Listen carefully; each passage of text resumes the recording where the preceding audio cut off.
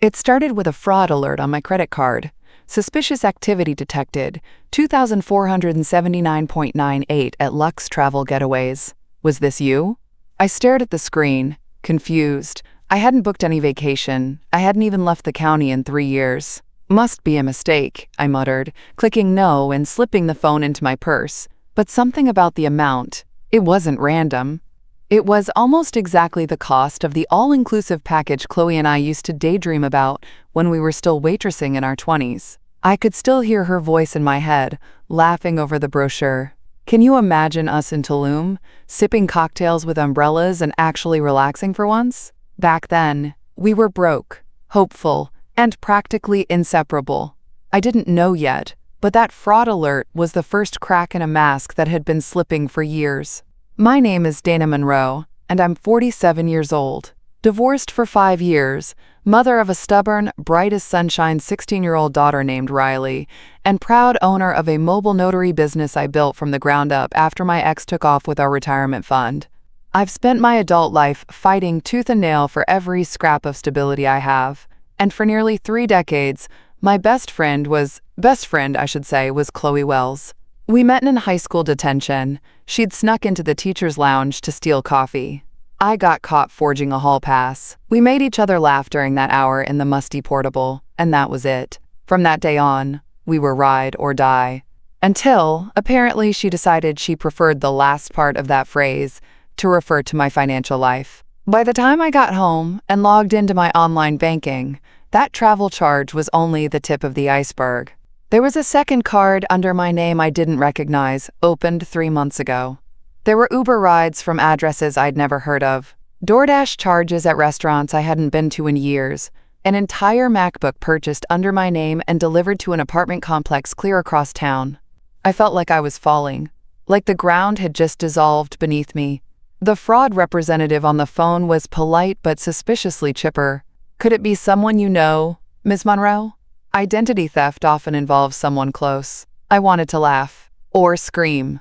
Someone close. I had exactly one person close enough to know my security questions. Who knew my old passwords? Who had, now that I thought about it, borrowed my ID once a few months ago to help me set up a flight rewards account on her laptop when we were drinking wine on her porch. That same night, she insisted I take a break and she'd handle the forms for Riley's FAFSA renewal online. That person was Chloe. And I hadn't even seen the worst of it yet. I didn't sleep that night. I sat cross-legged on my bedroom floor, laptop open, bank statements pulled up, coffee going cold at my side like some kind of true crime investigator. Except the crime was happening to me. And I wasn't hunting a stranger. I was chasing Chloe. The clues unraveled fast, faster than I wanted them to, honestly. There was an email I didn't recognize, listed on my Equifax login, d.monroe.backupgmail.com. Cute. There were insurance quotes pulled in my name from companies I'd never contacted. Multiple attempts to apply for a personal loan. I even found a new post office box rented under my name, one I'd never touched. But the nail in the coffin? A rental lease. In my name. A 2-bedroom condo in a new build complex across town, complete with a scanned copy of my driver's license as part of the application. A license that had a very subtle detail wrong. The photo. It wasn't me. It was Chloe wearing my blouse, my haircut, my damn necklace, but just different enough to fool someone who didn't know us well. That was when the shaking started. Not fear. Not yet. It was rage. The slow, steady kind that creeps up your spine and sits there like a weight. I opened Facebook, typed in the name of the condo complex, and found it. A photo. Chloe on her balcony, drink in hand, captioned, "Life is good when you finally stop living for everyone else and start living for yourself." I stared at it for a full minute. She'd posted it just 2 days ago. I had commented on it. "Looks peaceful, you deserve it." God, I felt sick. The question that kept looping in my head was why. We'd been best friends for 30 years. Through my divorce, through Riley's birth, through her own mess with that 2-timing musician she married and divorced before the ink dried. She'd cried in my arms, held my hair when I was sick, called me her chosen sister. And now she was, what? Cosplaying as me? Living under my name? I knew people changed. I just never thought she'd change like this. I couldn't help but scroll back through old photos, old messages. The red flags were there, scattered like broken glass, across a decade of memories. She'd always had little things, borrowing my login for utilities when hers weren't working, asking to just glance at my taxes to figure out how deductions worked, charming my mailman into holding my deliveries while I was out of town. At the time, I thought she was just resourceful, but now I knew better. Now I knew she was rehearsing. By morning, I had a plan. Not revenge. Not yet. I wanted the truth first, so I put on jeans, a denim jacket, and my calmest face. And I drove. The condo complex was nicer than I expected. Gated, secure, paid for with my credit history. When I buzzed her unit from the call box, her voice came through the speaker like a warm breeze. "Hello?" I paused. Then I said, "It's Dana." A beat, then a buzz, and the gate clicked open. When she opened her door, she looked surprised, but not panicked. She was in yoga pants and a hoodie, her hair pulled into a messy bun like she was on her way to Pilates. She actually had the gall to hug me. I stiffened. She didn't notice, or pretended not to. "Come in," she chirped. "Ignore the mess, I'm still unpacking." The condo was filled with brand new furniture, framed art on the walls, a wine fridge humming in the corner. She poured coffee into 2 mugs, from a machine I'd never been able to afford. "You've been busy," I said, taking the mug. I didn't drink it. She shrugged, smiling. "New job. New start. You know how it is." I stared at her. "So busy you forgot to mention you'd stolen my identity?" The color drained from her face. Her mouth opened. Closed. "Excuse me?" I set the coffee mug down. "You're excused, but not from the damage you've done." Chloe blinked. Once. Twice. She didn't speak, didn't even breathe for a few seconds. Her carefully curated, "I'm just a chill boho girl, living her best life" mask cracked ever so slightly. I leaned forward, keeping my voice calm. I wanted her to think I wasn't mad. Not yet. I wanted her to talk. "I know about the condo," I said. "About the credit card, the post office box, the fake ID. I know about everything, Chloe." She tilted her head, like I'd just accused her of stealing my favorite lip gloss, not my legal identity. "You're being dramatic." I laughed. Actually laughed. That's rich. I've been called a lot of things, but dramatic isn't one of them. I'm the woman who paid your rent when your ex ran off with your car, who babysat your nephew for an entire week when you were hungover after Cabo. Dramatic? No. But thorough? Yes. She crossed her arms. "You don't have proof." "Oh, honey," I said. Reaching into my bag, I have an entire digital folder. Screenshots, account statements, time-stamped messages from you to me, and from you to yourself pretending to be me. Her mouth twitched. A muscle in her jaw tightened. I kept going. Lux Travel Getaways. A MacBook from Best Buy. 3 Uber Eats orders from an address that isn't mine using a card that is. "Want me to keep going?" She finally dropped the act. The voice that came out of her was sharp, flat. "What do you want?" The room got very still. I watched her stand there, trying to calculate how much trouble she was in. Whether this was fixable. "You think this is some kind of negotiation?" I asked. She opened her mouth to speak. I held up a finger. "No, you listen now. You stole from me. You impersonated me. You opened accounts, applied for loans, signed a lease. You were building a whole life out of my name like I was just a resource, some dumb friend who'd never check her bank statement." She looked away. "Riley could have lost her student aid because of this," I said, my voice breaking for just a second. "You jeopardized my daughter's future because you wanted a granite countertop and a wine fridge." That landed. Her eyes darted to the floor. "I was in a bad place," she mumbled. "Oh, please," I snapped. "You weren't desperate. You were jealous." She flinched. "I worked my tail off to get here. You watched me claw my way out of a marriage that left me with nothing but a stack of bills and a 4-year-old. And instead of clapping for me, you stole from me." She looked up, tears forming. I didn't care. "Here's what's gonna happen," I said, calm and deadly. "You're gonna pay me back. Every dollar. And you're gonna do it without complaint, without delay, and without another single lie." She snorted. "I don't have that kind of money." "Oh, but I do," I said, pulling my phone from my purse. "Because what you seem to forget, Chloe, is I'm a notary public. And for the last 6 years, I've handled legal documents for a local firm that specializes in fraud prosecution. Guess who already reviewed the case file I built? Her eyes widened. No. Yes, I said, tapping my phone. And guess what else? I didn't file the report. Not yet. She backed up a step. You're bluffing. I held up the phone so she could see the contact name glowing on the screen. Detective Freeman. I give them the word, and you'll be handcuffed before the week is out. Chloe sank onto the couch like her knees had given out. So what do you want from me? I smiled. This time it didn't reach my eyes. I want everything you bought in my name returned or liquidated. You'll write me a check or give me access to the accounts, or I'll take it to court. She nodded numbly. And I want a signed confession, I added. Her head snapped up. What? You heard me. A full written statement.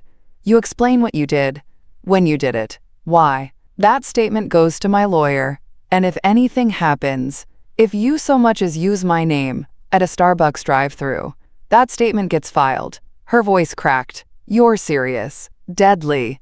I stood, calm as a breeze. You have 48 hours, Chloe. After that, it's out of my hands. As I walked out of the condo, the one I could have qualified for, if I hadn't been so busy paying for someone else's dream, I felt something shift. Not just the satisfaction of watching her face pale under the weight of her own guilt, but the realization that I was done. Done being polite. Done being the dependable one. Done letting anyone else hold the pen to my story. The email arrived just before midnight. Subject line, what you asked for, no greeting. No apology. Just an attached PDF labeled statement. I clicked it open, heart pounding. I, Chloe Wells, acknowledge that I used the personal information of Dana Monroe without her consent, including her social security number, date of birth, and prior financial data, to open lines of credit, secure a rental lease, and make purchases under her name. I understand this constitutes identity theft and fraud. I accept full responsibility for these actions. She'd even typed the date and signed her name. It was cold, clinical, lacking any ounce of real remorse. But it was exactly what I needed. I forwarded it to my lawyer with the subject line, holding file, for emergency use only. And then I exhaled, a long, shaking breath that felt like it had been stuck in my chest for weeks. I didn't sleep much, but when I did, I dreamed of Chloe standing in a courtroom, me calm, her panicked, the judge leaning forward with eyebrows raised. She wouldn't know it yet, but that dream, it wasn't just a dream. It was Act 2. The next day, she wired a partial repayment just under $8,000, not nearly what she owed, but enough to show she was scared. I pretended to be satisfied. Good first step, I texted her. Keep going. The truth? I had no intention of letting this end with a quiet transfer of funds and a signed PDF. Because while Chloe thought she was settling, I was just setting the stage. I'd spent years thinking kindness was the high road. But now, I understood the power of clarity, of consequence. She hadn't just stolen money, she'd stolen my name. And I was going to make sure that name came out clean. That same week, I sat down with Riley over pancakes. I need to tell you something, I said gently. Her eyes narrowed. Is it about Aunt Chloe? Smart girl. I thought she was your best friend. She was, I said quietly. But she made some really bad choices. Like, illegal? I nodded. She didn't ask for the details, just squeezed my hand and said, don't let her get away with it. I swallowed hard. I don't plan to. 3 days later, Chloe showed up at my house. Not my door, my driveway. I saw her standing there, arms crossed, staring at my car like she wanted to key it but knew she didn't have the nerve. I stepped outside, phone already recording in my pocket. You're still angry, she said, as if I'd just forgotten to reply to a dinner invite. No, I replied. I'm resolved. I gave you the confession. I paid you. So what now? You gonna tell everyone? Post about it? Oh, Chloe, I said with a slow smile. You think this is about public shame? She blinked. It's not about what other people know, I said. It's about what you know. You know I have the file. You know the clock is ticking. And you know if you ever try anything again, even a whisper, your whole life goes up in smoke. She paled. I'm not cruel, I added. But I am done being quiet. Then I turned and walked back inside. That night, I poured a glass of red wine, the expensive stuff I used to save for birthdays. I sat by the window, watching the sky turn that deep bruised blue that only comes after the ugliest kind of storm. And I realized something I hadn't fully named before. Chloe didn't just want what I had. She wanted to be me. She wanted my resilience without the pain it cost me. She wanted my peace without the battles. She wanted my name because she didn't know how to make one for herself. I wasn't the kind of person to air dirty laundry. Never posted cryptic status updates. Never subtweeted. Never threw passive-aggressive shade in the comments like certain people we both knew. But Chloe had gone beyond betrayal. She had weaponized my trust. And worse, she thought she could sweep it all under a rug, lined with partial repayments and half-hearted apologies. So I did what she never saw coming. I filed the paperwork. Not a lawsuit. Not yet. But a police report. With the statement she gave me. With her name. With receipts. With copies of our texts and a notarized timeline I constructed with the help of my lawyer, and 3 years' worth of Google location history and bank statements. And I made sure to request that it be entered into public record. Why? Because I needed a shield. If Chloe ever tried to play victim or worse, retaliate, I needed the facts somewhere other than my Dropbox folder. The first ripple came through my old friend Tasha. A text. Hey, weird question. Did something happen with Chloe? She's been acting strange and said something about a witch hunt. I replied simply, no witch hunt, just accountability. Then I turned my phone off. By Friday, I started getting emails from contacts we'd shared over the years. A stylist, an old yoga instructor, even a realtor who used to send us listings just for fun, back when we joked about buying a duplex together. Their messages had a pattern. I didn't want to say anything, but there was always something off with her. I wondered how she was affording everything. Apparently, Chloe had been talking, spinning stories, playing victim hard. But the problem with telling lies in a connected world? Receipts travel faster than whispers. And when I finally posted, not a tell-all, just a calm, dignified, 3-paragraph message about the importance of protecting your identity, even from people you trust, it spread. Not because it was dramatic, because it was real. I didn't name her. I didn't have to. Here's what I wrote. Sometimes, the hardest betrayals come from people you once called family. I learned the hard way that even a best friend can cross a line you didn't think needed protecting. If your gut says something's wrong, check your accounts. Ask the questions. Protect your peace, your finances, your name. And when someone shows you who they are, believe them. The first time. It got hundreds of comments, dozens of shares. And the one that made me cry? From Riley. My mom is the strongest woman I know. Anyone who crosses her doesn't just underestimate her, they misunderstand her entirely. By the end of the week, Chloe had deleted her social media. She texted me twice. The first, wow, real classy Dana. The second, I can't believe you'd do this to me after everything we've been through. I didn't reply. Instead, I sent a single line to my lawyer. If she contacts me again, we go forward. It was a Thursday afternoon, 2 weeks after Chloe vanished from social media and quietly evaporated from every mutual circle that had once clung to her like sequins on a party dress. I was on my porch repotting succulents when I heard it 3 sharp knocks, firm, measured. I wiped my hands on my jeans and opened the door, half expecting a delivery. But the man on my doorstep wasn't holding a box. He was holding a photo of me and Chloe, taken maybe 8 years ago, me laughing, wine in hand, her arm slung around my shoulder like she owned the air I breathed. And in the corner of the photo, a toddler. Big, curious eyes, red curls like copper spun from sunlight. I'm sorry to show up like this, the man said. His voice was careful. My name is Jeremy Wells. I'm Chloe's brother. Now, let me pause here to say something. In 30 years of friendship, Chloe never, not once, mentioned a brother. She had claimed to be an only child. Just me and my mom, she used to say, every time someone asked. Tight little team. Dysfunctional, but loyal. Loyal, right. Jeremy looked to be about 40. Kind eyes, soft-spoken. His suit jacket was worn at the elbows, and he had a hollow exhaustion about him, like someone who'd spent the last month waking up every day with a new kind of bad news. She cut us off a long time ago, he said. Told people we were dead or dangerous. But I've been following the breadcrumbs since Mom passed last year. I had questions. I knew she'd done things. He looked down. But this? I didn't know it had gone this far. I said nothing, but my face must have said enough. I'm not here to defend her, he added quickly. I'm here because I think you need to know something. Turns out Chloe's history was far messier than I'd ever guessed. She hadn't just reinvented herself when we were 21. She'd vanished. According to Jeremy, she'd left home at 19, taken a chunk of her mom's savings and ghosted her entire family. Cut contact, changed phone numbers, blocked everyone. Over the years, they'd tried to reach out birthday cards, Facebook messages, Christmas letters, all returned, all ignored. She built a new life, Jeremy said.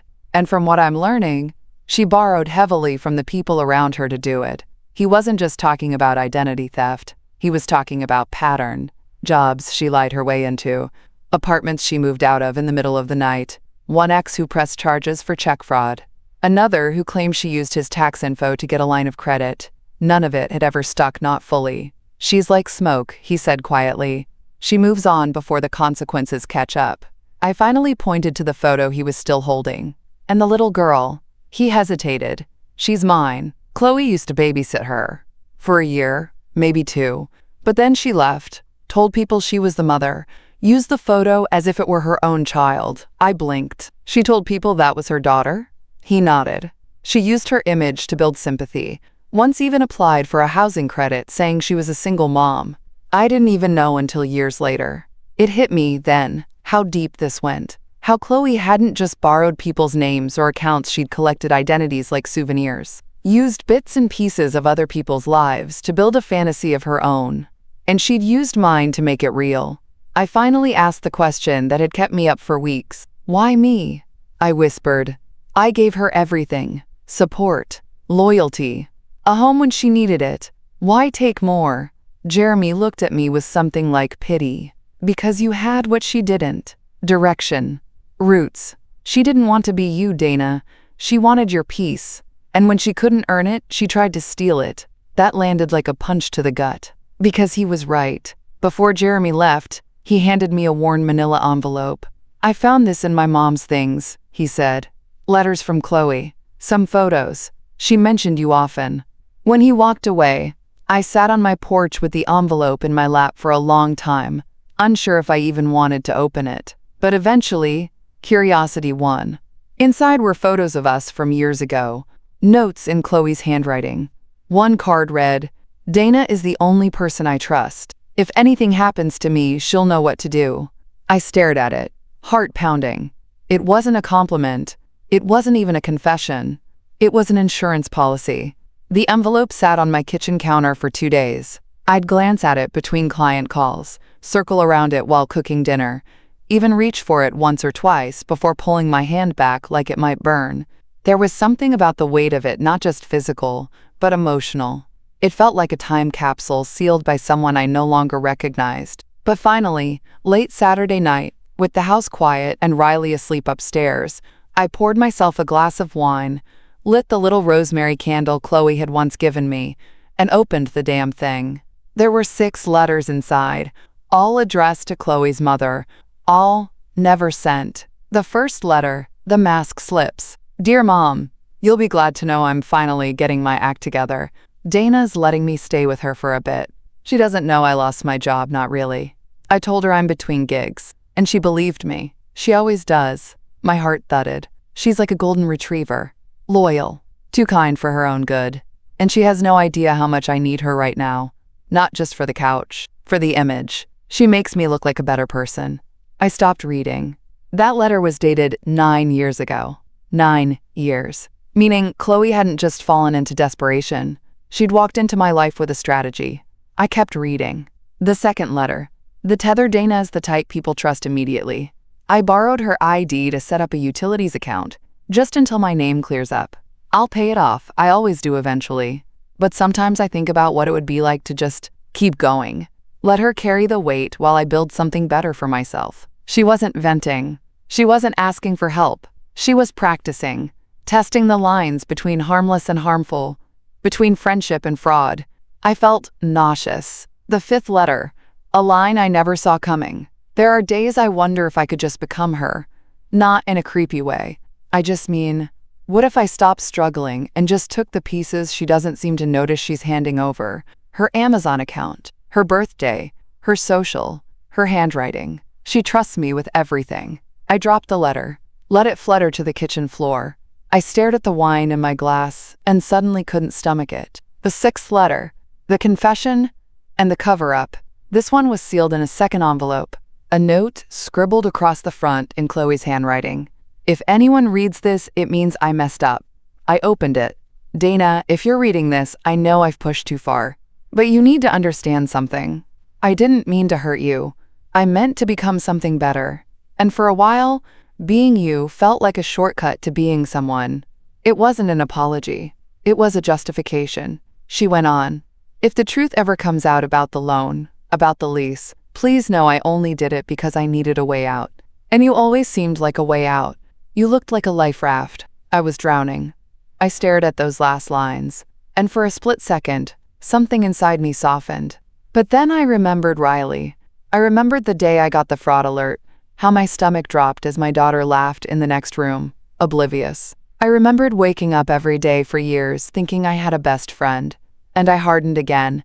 I gathered the letters, scanned everyone into a folder, forwarded them to my lawyer, labeled Exhibit B intent and pattern. Then I slipped the originals into a lockbox, because Chloe thought she'd covered her tracks with charm and candles and shared Spotify playlists. But now I had her words, in her own hand, her own voice, laying bare a blueprint of betrayal. And I was done giving her any more space in my heart, my mind, or my name. It started with a gut feeling. After scanning Chloe's unsent letters, I couldn't stop thinking about the name on the corner of one envelope, a name I'd never seen connected to her before. For M. Weller, in case things go wrong. It was scrawled in her handwriting. The same handwriting that used to decorate birthday cards and passive-aggressive sticky notes on my fridge. At first, I thought it might be a lawyer, but curiosity got the best of me. I searched the name. Nothing at first. Then I dug deeper: LinkedIn, voter records, even the alumni network from Chloe's old college. There it was, Maxine Weller, partner, Lockridge Financial. Address? Midtown. Chloe's former boss. I printed the letter and folded it neatly. No email, no voicemail. This wasn't something I could forward. This was something that needed to land. So the next day, I dressed like I was going to war. Crisp blouse, heels that clicked like punctuation, and a folder labeled simply, Chloe Wells Private and Urgent. When I arrived at the high-rise, the receptionist tried to redirect me. Do you have an appointment? No, I said calmly, but I have something Maxine Weller will want to see. I promise you, it's worth interrupting her lunch. Something in my tone must have done the trick, because 20 minutes later, I was sitting in a frosty glass conference room across from a woman who looked like she could vaporize weak men with one look. Maxine Weller didn't offer me a smile, just, this better be good. I slid the envelope across the table, read it. She opened it, eyes scanning fast, her face unreadable. But her fingers trembled ever so slightly. When she finished, she looked up, her voice ice cold. She stole from you too? I nodded. She didn't just impersonate me. She drained accounts, used my identity to open credit lines, took vacations I paid for, rented property. It's all documented. Maxine leaned back slowly, and for a moment she looked almost stunned. She did the same thing here. Different details, same damage. Maxine pulled open a drawer and produced a thick manila file. She slid it toward me.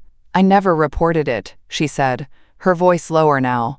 She was charming, tragic, claimed she was struggling, said it was just a temporary cash flow issue, and she'd pay me back. She let out a short, bitter laugh. She paid me back by draining a client expense account and nearly costing me my partnership. I stared at the folder. You had proof all this time? Of course I did, she said. But I was embarrassed. I'm not supposed to get conned.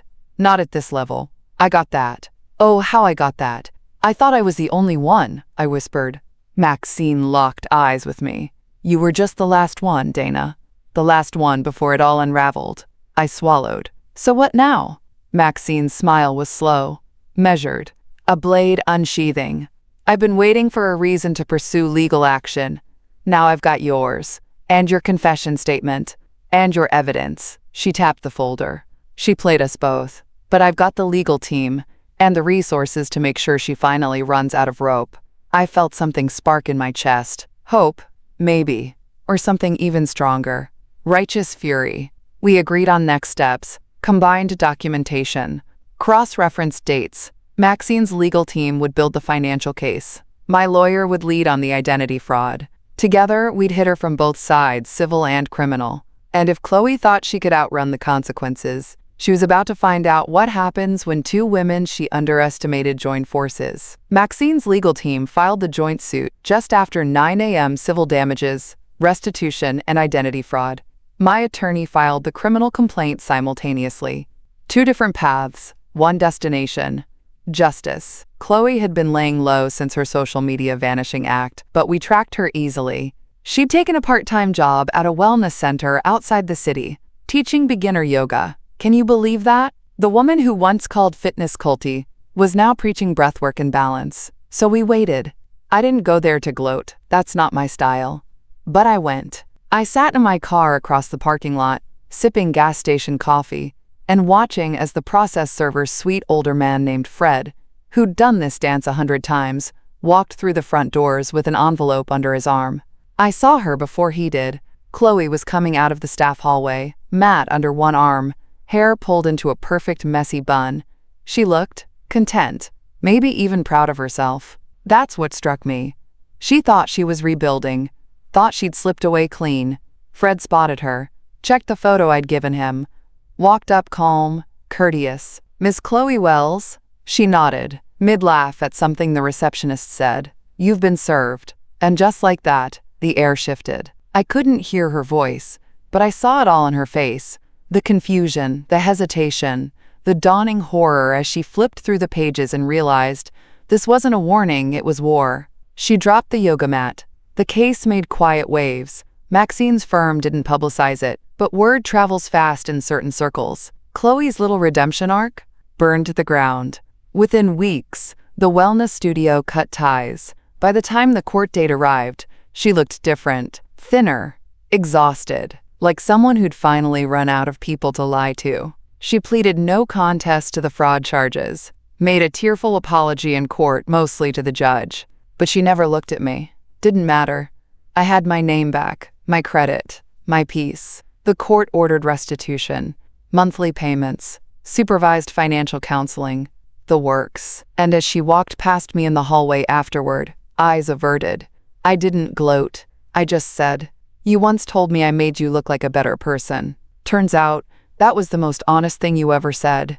Riley and I made pancakes that Sunday. Real maple syrup, fresh blueberries, our small kitchen full of sunlight and music. And halfway through, she looked at me and said, "You're different now." I raised an eyebrow. "Yeah?" She nodded. Lighter. Like you finally stopped carrying someone else's mess. And I smiled. Because I had.